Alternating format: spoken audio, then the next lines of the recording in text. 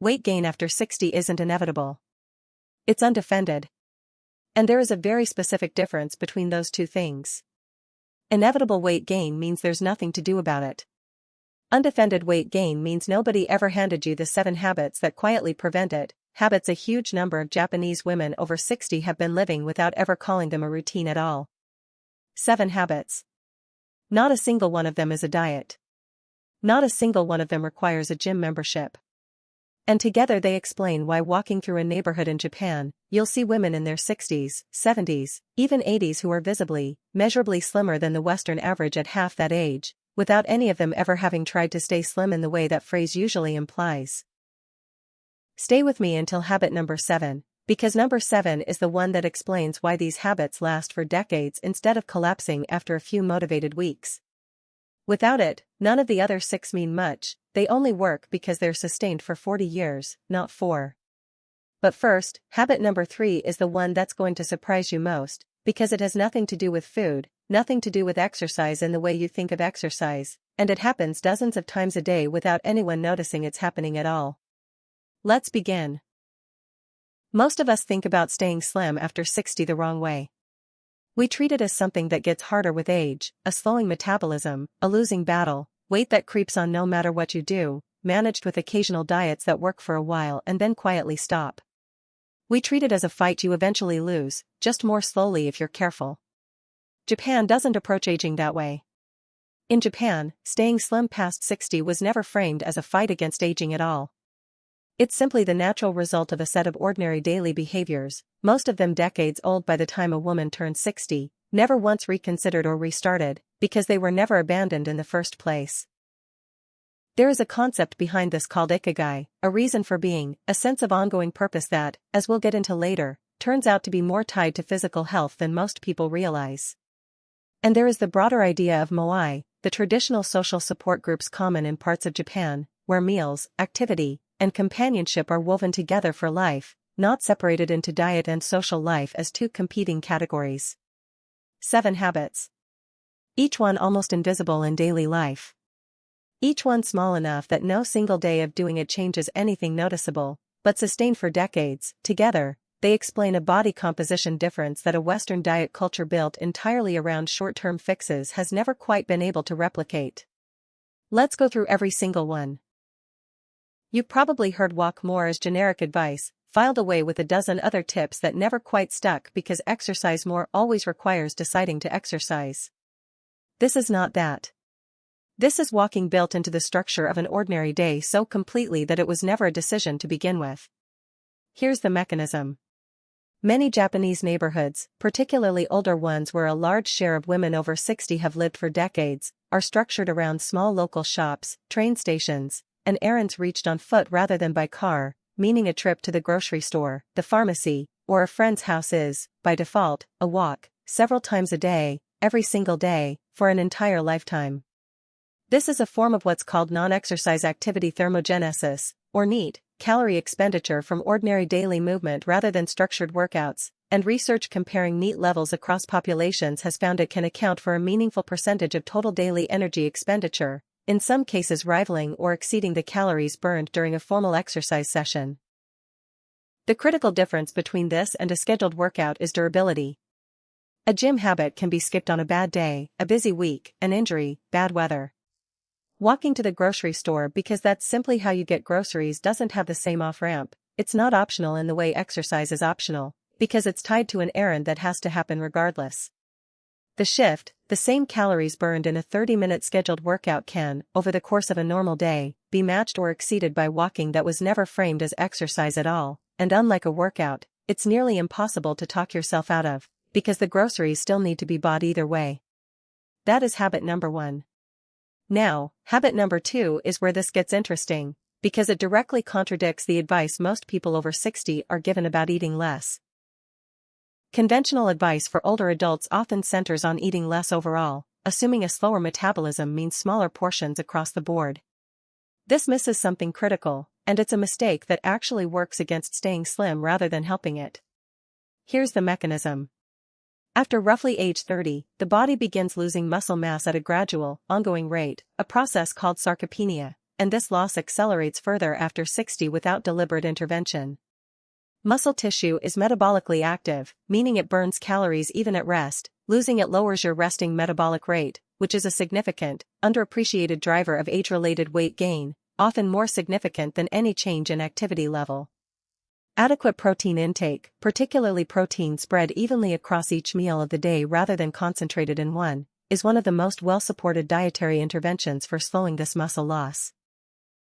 Traditional Japanese meals, built around fish, soy-based foods like tofu and natto, and small portions of protein at breakfast, lunch, and dinner, structurally provide this even distribution, protein at every meal, not just dinner, which research on muscle protein synthesis has found is meaningfully more effective for muscle maintenance than the same total daily protein concentrated in a single large evening meal, the more common Western pattern. The shift, eating less overall as you age, doesn't protect your metabolism, it can actively erode the muscle mass that's keeping your metabolism from slowing further. Protein at every meal isn't extra. It's the specific input protecting the exact tissue responsible for burning calories at rest.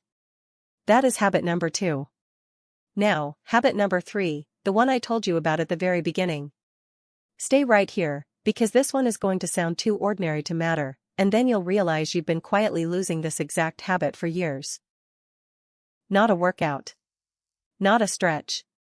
The simple, repeated physical act of sitting down onto the floor and standing back up from it, something floor-based Japanese living, low tables, and traditional seating make a routine, unremarkable part of daily life, dozens of times across an ordinary day, for decades. Slow down here, because I know what you're thinking, that this can't possibly matter as much as diet or exercise. Here's what it's actually doing. The ability to sit down onto the floor and rise back up without using your hands for support is such a strong indicator of functional strength and longevity that researchers have developed a formal assessment around it, the sitting rising test, and multiple studies have found it to be a significant independent predictor of all-cause mortality risk in older adults, largely because it requires and reflects leg strength, balance, and core stability all at once. A body that performs this movement dozens of times a day, every day, for 40 years, is getting an enormous cumulative volume of functional strength training that never once felt like exercise. Western furniture, chairs, couches, raised beds, has quietly engineered this movement almost entirely out of daily life. A body that never has to get up from the floor loses the specific strength and mobility that movement builds, not because of any conscious choice, but simply because the movement is no longer required by anything in the environment. The shift, the same functional leg and core strength a structured workout tries to build in a gym is, for a lifetime floor sitter, simply a byproduct of getting up off the ground several times a day, a form of strength training so deeply embedded in ordinary life it's never once been logged as a workout. That is habit number 3. Now, habit number 4, and this one is about who's actually at the table, not what's on it. Isolation and solo eating become dramatically more common with age in much of the West, particularly for women whose social circles shrink after retirement or the loss of a spouse. In parts of Japan, particularly through structures like moai, small, lifelong social groups that meet regularly, share meals, and provide mutual support, this pattern is actively counteracted by design, not by accident. Here's why this matters specifically for weight. Research on solo versus social eating has found that people eating alone tend to eat faster, with less awareness of portion and pacing, than people eating in the company of others, where conversation naturally slows the meal down and provides the same kind of pacing benefit a slower eating style produces on its own. There's a second, less obvious mechanism too. Chronic loneliness and social isolation are independently associated with elevated cortisol and increased rates of stress-driven eating, particularly of high-calorie comfort foods, in ways that have nothing to do with actual hunger. A lifelong social eating structure removes both problems at once. Meals are naturally paced by conversation, and the loneliness that often drives excess eating in isolated older adults simply has less room to take hold. The shift, the same meal, eaten in company instead of alone, is both physically slower to consume and less likely to be driven by an emotional need the food itself can't actually satisfy. That is habit number 4. Now, habit number 5, and this is where purpose enters a conversation that's mostly been about food and movement so far. Western retirement culture often frames the years after 60 or 65 as a shift toward rest and inactivity, sometimes celebrated as a well-earned reward. In many Japanese communities, particularly those studied around longevity, that sharp cutoff simply doesn't exist in the same way. Women in their 70s and 80s often maintain small gardens, informal work, or defined roles within their family or community, continuing indefinitely rather than stopping at a fixed age. Here's the mechanism behind why this connects to weight specifically.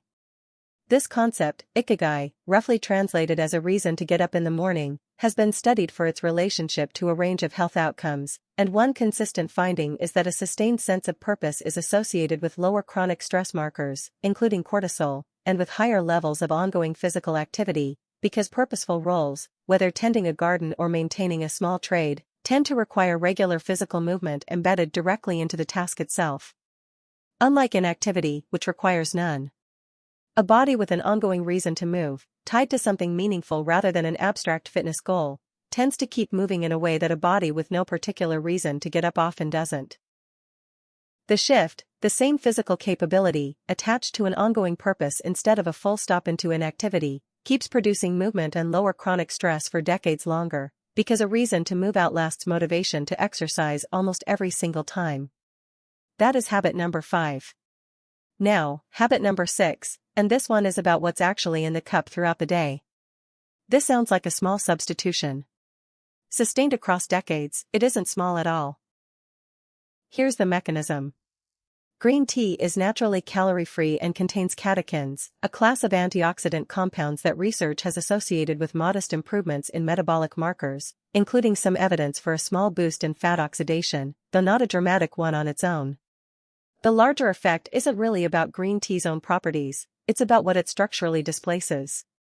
A woman drinking green tea multiple times a day, every day, for 40 years, is a woman who has gone 40 years largely without the daily sugary sodas, juices, or sweetened coffee drinks that make up a substantial, often unaccounted for portion of caloric intake in a typical Western diet. The shift, the calories avoided by choosing tea over a sugary drink, repeated several times a day, every day, for decades, add up to a caloric difference far larger than green tea's own modest metabolic properties. The habit's real power is in what it quietly replaces, not what it directly does. That is habit number 6. Now, habit number 7, the one I told you at the very start, explains why the other 6 actually last. Stay here, because this is the most important thing in this entire video. This last one isn't a habit about food, movement, or purpose specifically. It's about time, and it's the single biggest difference between why these 6 patterns last a lifetime for many Japanese women over 60, while a Western equivalent attempt so often lasts a few motivated months at most. Here's what I mean. A diet has a start date and an implied end date. You begin it, you follow it, eventually you either succeed and stop, or you fail and stop. A gym membership works the same way, statistically most heavily used in January and rarely sustained past a few months. Every habit on this list, by contrast, was never adopted as a program at all. Walking to the store wasn't a fitness plan. Protein at every meal wasn't a diet. Sitting on the floor wasn't a workout. Eating with others wasn't a wellness strategy. None of it had a start date, which means none of it had an implicit end date either.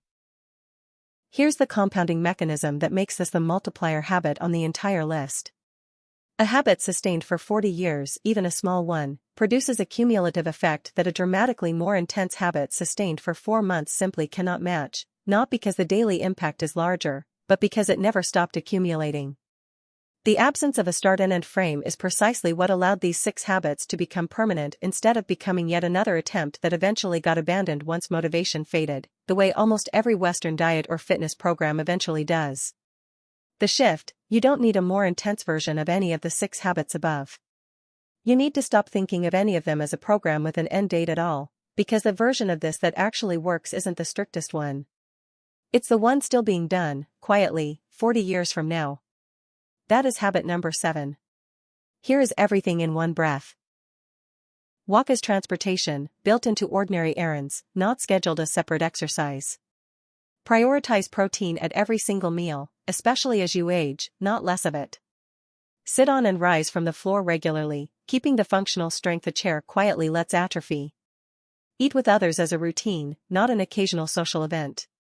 Keep some form of purposeful activity going indefinitely, with no hard stop into inactivity.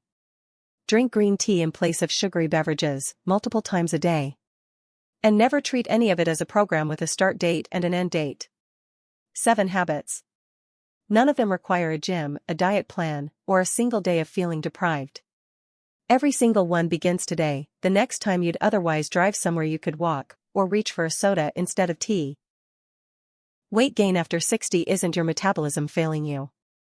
It's the absence of habits nobody ever handed you, while diet culture kept selling you short programs with start and end dates instead of the quiet, permanent, decades-long version that actually works.